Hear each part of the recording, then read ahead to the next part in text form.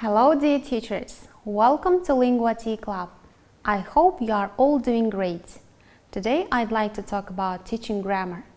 By teaching grammar, we do not only give our students the means to express themselves, but also we fulfill their expectations of what learning a foreign language involves. Fortunately, nowadays, with the emphasis on a communicative approach and a wealth of stimulating resources, teaching grammar doesn't necessarily mean endless conjugation of verbs or grammar translation. And it is true that sometimes students understand grammar by using the language, so explicit instruction isn't always needed. Which approach do you use in teaching grammar? Without grammar, words hang together without any real meaning or sense. In order to make our students be able to speak a language to some degree of proficiency and to be able to say what they really want to say, we need to teach some grammar.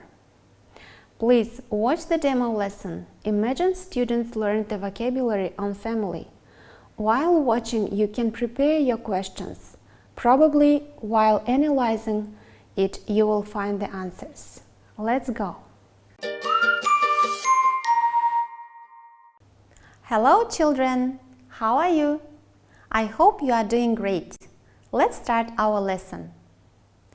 Look at the picture and say, who are they? So who are they? Yes, this is a family. Look, who is number one? Who is number two? Who is number three? So number one is a grandfather. Number two, grandmother. Number three, right, it's his son. Who is number four? It's a daughter. Number five is a mother. And number six is a father. Now look, who are number one and number three? So they are a grandfather and a grandson. Who are number three and number four? Yes, they are a brother and a sister. What about number four and five?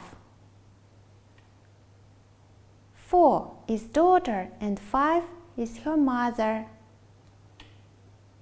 What about five and six?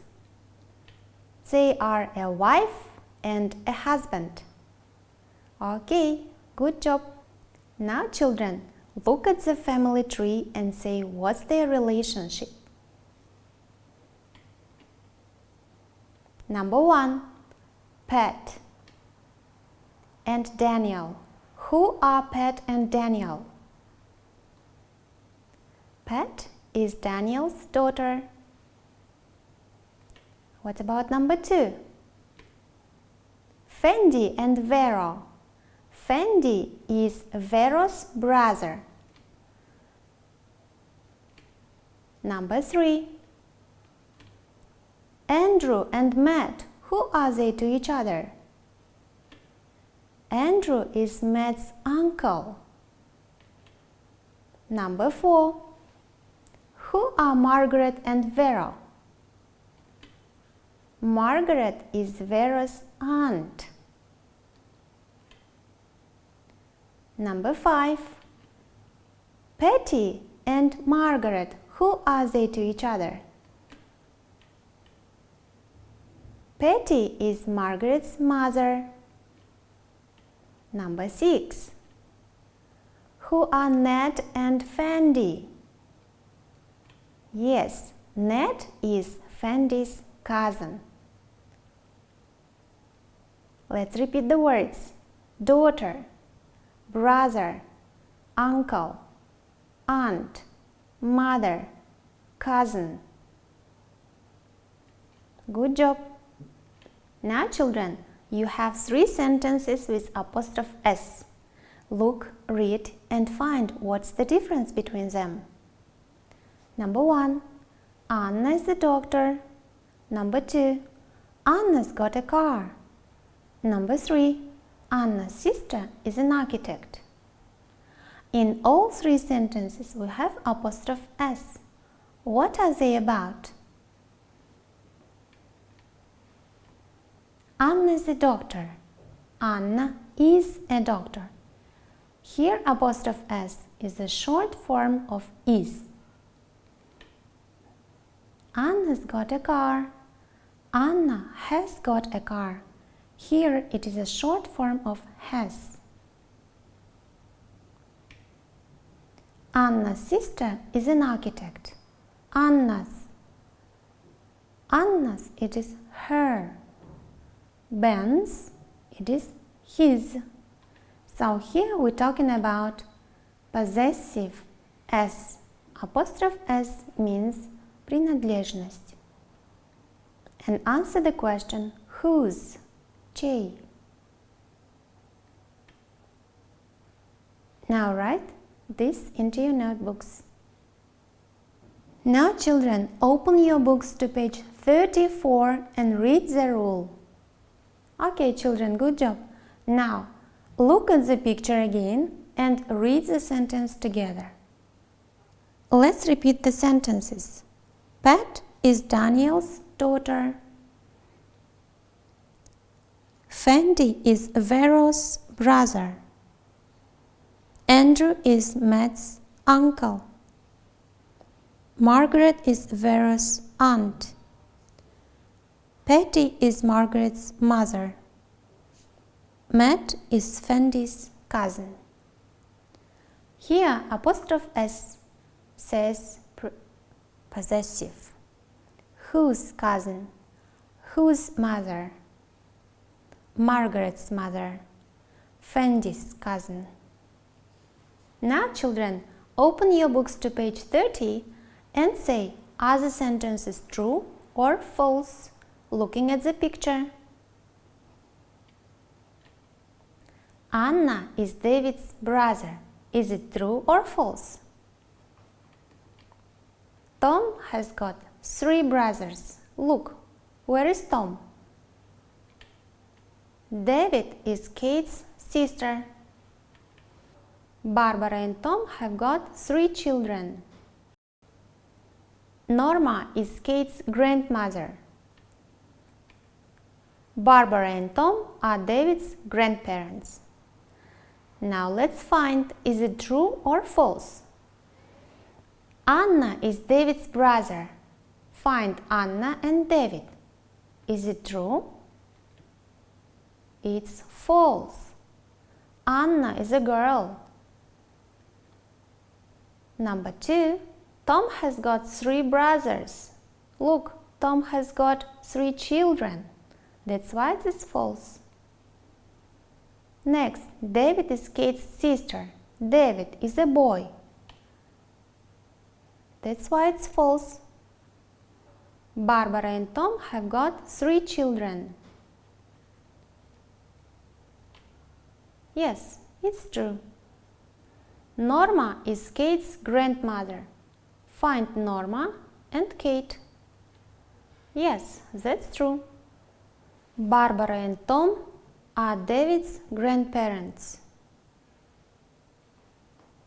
No, it's false. Barbara and Tom are David's parents. Now children, look at the family tree again and read the text and say how many people are there. Hi, I am David. There are some more people in my family. My mother has got a sister. Her name is Helen. Helen is my aunt. My aunt has got a husband. His name's Matt. Matt is my uncle. My aunt and uncle have got a son, Peter, and a daughter, Lisa. They are my cousins. Peter has got a wife. Her name is Angela. Now find how many people are there in Brown's family.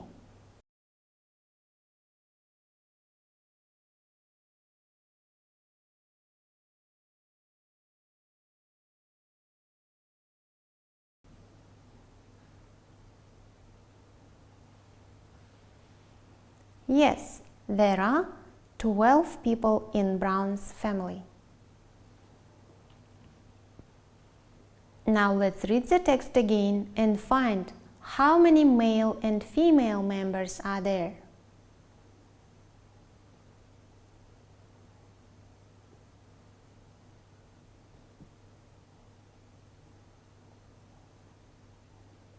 There are 12 people in Brown's family, and there are 5 male and 7 female members.